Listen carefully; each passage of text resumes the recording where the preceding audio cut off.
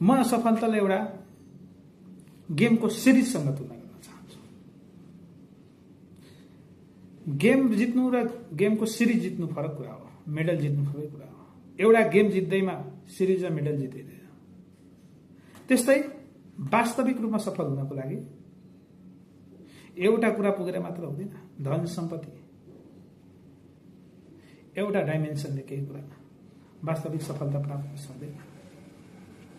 धन सम्पत्ति, मान, प्रतिष्ठा, बानी बेहोरा, शान्ति, इनर पिस सम्पूर्ण पक्ष चाहिन्छ। जसरी एउटा मेडल जित्नको लागि, एउटा सिरिज जित्नको लागि बढी भन्दा बढी गेम जित्नुपर्छ, बढी भन्दा बढी खेल जित्नुपर्छ, त्यस्तै हाम्रो जीवनको विभिन्न पक्षहरूको